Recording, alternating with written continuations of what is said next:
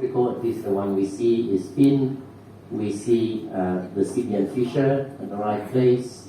The cerebellar hemispheres look, when you measure it obviously, but it's normal size. We can see some of the vermis anyway. And the cisterna magna doesn't look enlarged, and there is a continuous midline from front to back.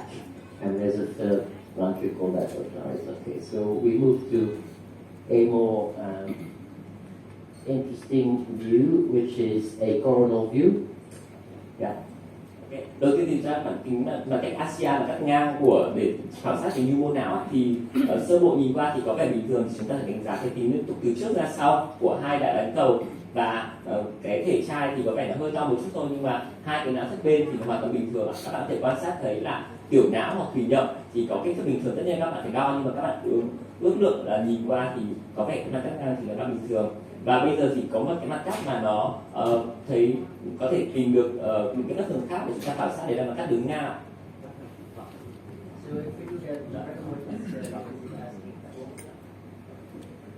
Xin lỗi bạn, vừa rồi là cái cách trong suốt cái chân rộng rộng và không có thể chạm. So we're asking Sonia what to look for on the brain and on the face. Chúng ta sẽ hỏi cái phần mềm Sonio, đó là bây giờ khi mà khảo sát não với cả mặt thì sẽ cần phải khảo sát những cái gì ạ? So it's asking for a flat face, because we didn't tell Sonio that the chromosomes there's no aneuploidy. So you see on the right when it says flat face, it's thinking of Downs, trisomy 18 for the median cleft, blah blah blah. So we can enter somewhere that the karyotype is normal, but nevertheless, if you don't pay attention to whatever is aneuploidy, then the next thing will probably relate to what we're looking at, which is a suspicion of either Charge syndrome or DiGeorge syndrome. Now, what you see here on this coronal very anterior view, you can see that the cavum septum pellucidum is quite large, so you will have to assess if it's really cavum pellucidum or else. But you can see here small peaks. There's one here, the other one was there, but it's a moving image.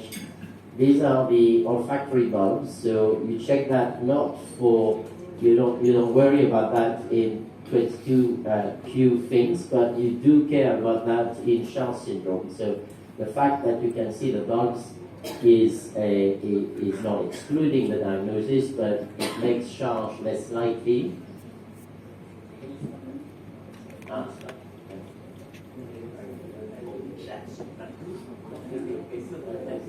Okay.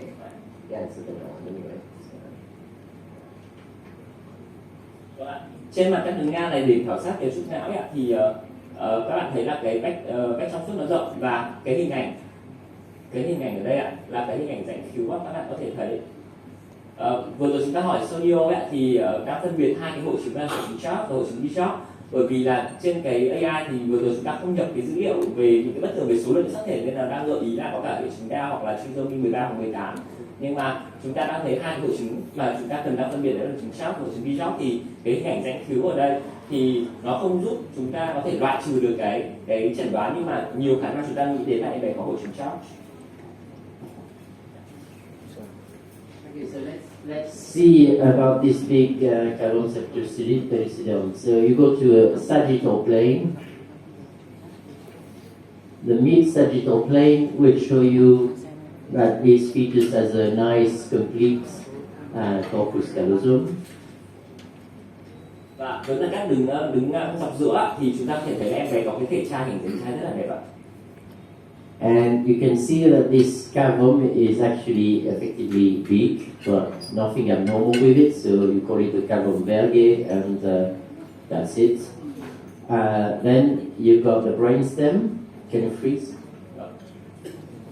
Yeah, go ahead. Và cái này thì thấy kích thước não thì khá là bình thường, và bây giờ chúng ta sẽ đến mặt cắt của thân não, để đánh giá thân não. You got here the brainstem. Makes you able to both breathe and drink without choking. And then you go to the vermis, the cerebellar vermis. It looks complete and normal size. I never measure the vermis when it looks, I never measure it because anyway, I don't really know how to do it. And then this is the fourth ventricle that has a normal shape and size as well.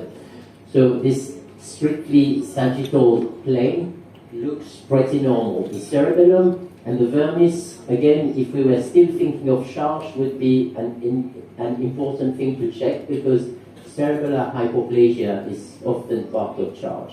If you still think about charge, you will look at the ears, and this is a normal shape of the external ear on this side. But you need to look on both sides, and that's often challenging because of the position of these babies. But anyway, you need to keep in mind, you need to see both ears if you're thinking of charge. So one way is to go from the back and move up, and you should see at least the origin of each ear, which is the case here. And then you switch to either one, or you come back, or the other. Vâng ạ, về những cái mặt cắt đường rộng này thì các bạn sẽ đánh giá được cái thân não như tôi vừa chỉ, đó là về vị trí các thủy động. Khi mà nhìn thấy hình thái bình thường này thì tôi thì thường không đo kích thước, nhưng mà người khuyến cáo thì các bạn nên đo kích thước, nhưng mà khi các bạn đánh giá thấy hình thái của thủy động bình thường thì không cần đo. Thứ hai nữa đó là vị trí của não thất 4 và kích thước của não thất 4 thì hoàn toàn bình thường ạ. Và với những cái bệnh nhân là chót thì thường em bé sẽ có tiểu sản hoặc là của đại não, nhưng mà trong trường này thì cái đại não này rất là bình thường. Và để loại trừ thì các bạn sẽ đánh giá cái hình thái của tai. Thì tôi vừa chỉ với các bạn hình thái của tai và các bạn đánh giá được cả hai tai nhé, cả hai tai. Also, if you still think about charge, you've seen the external ears, they are symmetrical and ectomal. You can look at the internal ears, and you look at the semicircular channels here. So you see at least one, and that's probably enough. If you want to see more about the channels, you would ask for an MRI. But here you can see at least the upper part of the semicircular canals, because there's an upper one and a lower one. Then we move to the face, because the face is important both for tiếp theo đối với cả đánh giá cái em xin lỗi vẫn gọi là cái cầu đại tiểu não đúng không? cầu tiểu não. Ở trong cái hội chứng chóp thì cái cầu tiểu não thì thường tiểu sản ạ. Thế thì còn đánh giá tiếp theo đối với cả cái cấu trúc não thì đó là ống bán khuyên, các quý vị vừa nhìn thấy hình bán khuyên. Và bây giờ chúng ta sẽ đánh giá các cái bất thường vừa mặt của em bé, nếu mà xem có cái bất thường mặt không. So look at the face, you look at the face itself, and you look at the profile. So this is a profile of this baby. Oops. Vâng ạ, bây giờ chúng ta sẽ đánh giá mặt của em bé ạ. Thì trên cái phần mềm Sonio thì đang gợi ý các cái dấu hiệu ở trên mặt nếu mà em bé có hay là bị thiểu sản ở xương sống mũi hay không. So obviously, when you look at the profile and the face, you come to very often subjective matters. So among the subjective matters is the size of the nose, the aspect of the philtrum, the position of the chin. What you can say here, at least, is that there is no prognasia, neither retrognasia. Everything is aligned as it should be. Whether the nose is small or not, these are the nasal bones, whether they are short or long. Actually, I never care about these things. And there are ethnic differences, obviously, so we're in Asia, so I don't know how to interpret that. Yeah. Vâng ạ, và khi mà đánh giá cái hình thái mặt thì đây là một cái nhận định hoàn toàn chủ quan ạ.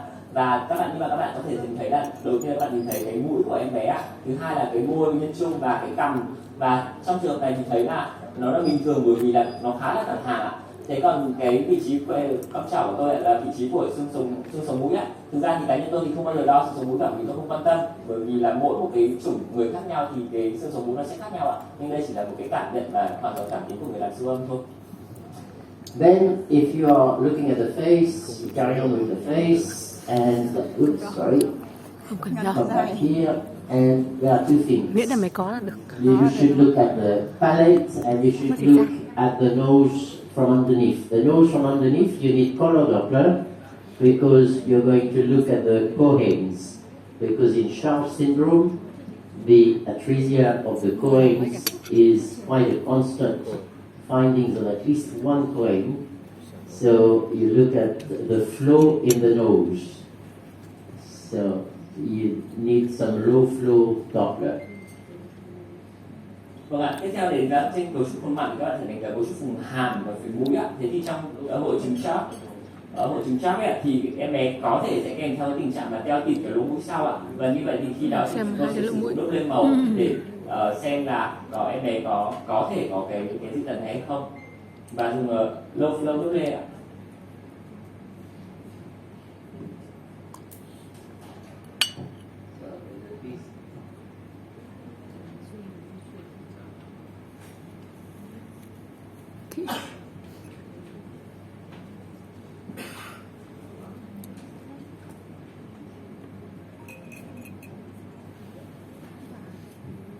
At least you can see that there is no anterior cleft. Và các bạn thấy đấy là không, em bé ở đây chỉ không có cái khe hở hàm. So the coins are working on both sides. So that's all for the charge thing. Now, if you think back of chromosome 22 problems, you would look at the mouth, supposed to be small, but again, it's very subjective. But you look at the palate, and that is not subjective, yeah? Okay? Và rõ ràng các bạn thấy là cái flow thì nó bình thường, như vậy thì chúng ta có thể loại trừ được hội chứng Charge. Thì khi đó chúng ta sẽ nghĩ đến là cái hội chứng Bishop ạ, 22q11 deletion, thì chúng ta sẽ đánh giá cái miệng của em bé bất thường. Thì trong hội chứng Bishop thì miệng nó sẽ nhỏ, tuy nhiên thì đây cũng là chỉ một cái nhận định rất là chủ quan. So you can't really see the hands, but unfortunately, I'm giving a hard time to this charming lady because I'm moving a fetus all around, I'm pressing and moving, and she's still smiling, so she's very kind to us, I think.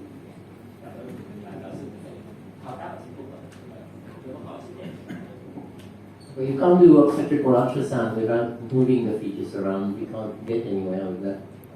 Vâng ạ, một chú ý khi mà làm siêu âm sản khoa thì các bạn sẽ phải thao tác rất là nhiều để có thể di chuyển để khi triển khai nó thuận lợi ạ. Thì Ah ouais, on va regarder ça. C'est pas dans ce livre. Okay, so can you use the 3D to show the palette?